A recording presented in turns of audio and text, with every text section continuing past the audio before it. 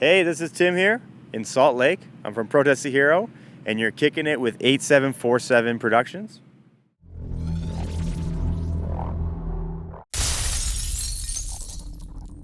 What's up, everybody? It's Big Brian, 8747 Productions, here with Timba from Protest the Hero. Tim and I got kind of a long history going on. I think we've been hanging out for the last 8 years. So, it's good to always have you back here in Salt Lake City.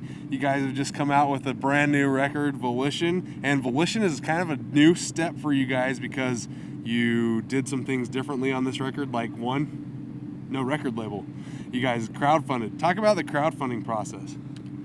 I don't know, we thought we were the type of band that weren't having very much success, signing to labels and then trying to make back a loan that they would give us.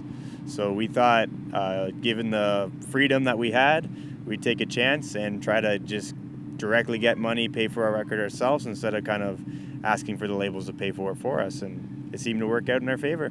Cool. And you guys had a lot of backers. You guys made your goal, and we got this awesome album. Now, Tim, of course, is one of the axemen in Protest the Hero, and so let's talk guitars for a few minutes. Sure. You got a new rig for this new tour. Yeah, well, talk about it. Actually, the rig came into play. We recorded using the Fractal AXEFX number 2, and we're kind of blown away with just the versatility that we could, that we got from it using it in the studio. And I was very hesitant going in, not having an amp in a room mic'd up and going through that process, and it definitely shut me up after when I heard the final mix of the record and stuff like that. So pretty much from then I was sold, and then we don't use the exact same tones that we use on the record, but we were able to modify them and use it for touring purposes, and right. Just internationally it's been great going overseas and having the same exact tone that you have when you're playing in North America. It's just been great for those purposes. Yeah, now, for people that don't understand, why would you have a different tone when you went overseas? Talk about traveling overseas and playing overseas and what you had to do with your equipment. Yeah, it's just usually you bring as little as possible because it's going to cost you a ton of money to bring amps and stuff like that. So we just rent amps from a company, and usually it's not the stuff that you would carry with you, especially cabs and heads. It's hard to find the exact stuff that you would use. So we were always compromising and just kind of settling for whatever was available.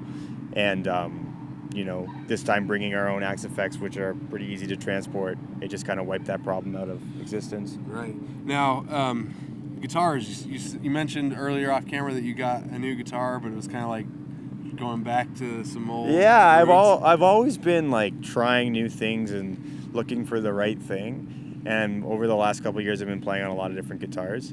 And I'm not married to anyone in particular, but I got an ESP Horizon in my hands. And it was very similar to my LTD MH1000 that I played for 3 or 4 years. I was probably playing it the day that we met. Cool. So it was just kind of like that nostalgic feeling, but it also felt right. And it was, an ESP, so a little bit better made than the LTDs. And, it just works for me. So cool. And now also Protest the Hero has undergone some personnel changes. Mo decided that he needed to take a step different direction, and he moved on from being in the band. How has that affected you guys? It was definitely something that we had to overcome. Going into writing Volition, we had maybe 4 songs in the works that we had written with Mo, and then he decided to go back to school, and we kind of Luke and I would go into practice and try to figure out how to write, but we didn't have anything driving it. So we had to take some different approaches with writing, and it was definitely something that pushed us to kind of become more versatile musicians and start thinking about what rhythms and stuff is going to be going on behind the riffs we're playing, and kind of learn to do that ourselves, or at least be thinking of that instead of having someone that you've been depending on. And then Chris Alder stepped up and played drums for you guys, and that worked out great, and drums sound good. Actually, the whole album sounds great. It's definitely your best sounding album. I think there's more aggression where you want it, and there's more of the melodic where you want it as well.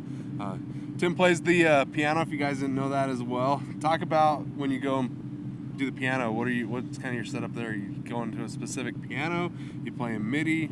Yeah, so for the outro of the song Mist on the record, there's acoustic piano thing going on. for that, it was just I have a Roland FP4 keyboard, and that was just a MIDI thing. And Luke and I kind of we took a progression from, it's actually the last song on the record, Skies, and we're just like, let's do this progression, acoustic and piano, and we kind of came up with that little interlude.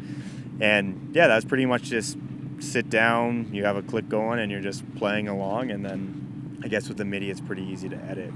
Cool. So, little trivia fact for you guys. I don't know if you guys have Fortress on CD, you should go and hit rewind off the first track. You'll find some stuff hidden in behind the first track. That's Tim again ripping up the keys, right? Yeah, that was the interesting thing about that is that was a little piano ditty I wrote, and that was what became a part of Bone Marrow. So like we actually orchestrated that between bass, drums, and guitar, and so that is kind of like, I guess, foreshadowing right. what's to come. And I don't know if anyone would ever pick up on that, but we like kind of having those little hidden things for the people that actually still buy records or have a CD. So well, if you guys haven't heard Volition, you need to go out and buy it. And I mean, go out and buy it. Unfortunately, the industry's changed a lot, and you guys out there aren't buying albums anymore, and it hurts all around for the whole entire community's hurting. Tours are going down, people aren't aware of what's going on with artists anymore. But if you can go out and spend $10 to buy an album, 10, 11, 12 bucks, you help these guys out in ways that you probably can't imagine. And a single album can get these guys a couple miles farther down the road on tour. It can get them a little bit more promotion and a little bit better venue. So, I mean, what are your thoughts on stuff like this? Yeah, well, I don't know. I think the biggest mystery in the record industry is when you buy a record at a CD store, where the money goes, right. Where that $10 goes. When you go on iTunes and buy songs or buy an album, where that money actually goes. Sometimes it makes it back to the band, sometimes it doesn't. Right. If there's a way that you can directly buy the record from the band, whether it be at a show or off their merchandise store, that's probably a better way that you're going to get most of the money that's profit going to the band. What we found with owning our masters and doing the record ourselves is like, we haven't exploited this yet, but we have the right to go and sell it on our website if we want, or set up right. a Bandcamp profile and stuff like that, where a site like Bandcamp is taking 10% and giving the rest to the bands. Stuff like that is going to go right into the artist's pocket, and they can do what they want with it, but you would hope that they're going to use that towards, like what you said, touring more, recording expenses, just, making sure they're not in the negative. Right. So yeah, and that's important because you guys realize a band is a business, and a business has to have income to stay afloat. Unless you're our country here in the U.S., then it doesn't need any money. They'll just print more. Tim can't print more money. I can't print more money. But, Tim's offered us a lot of information today. We really appreciate it. We can print more albums. We can print more albums. We can make more records. That's right. You guys can buy more records, and you can stop listening to Spotify, and you can stop listening to Pandora and actually support the artist, okay? That's a big thing that's going on right now. And you guys should look into it. This is a really important issue. We really appreciate Tim coming out here tonight. We're in Salt Lake City. We're 8747 Productions, Big Brian with Timba, and Protest the Hero. Great to see you, my man. Yeah, man, thanks.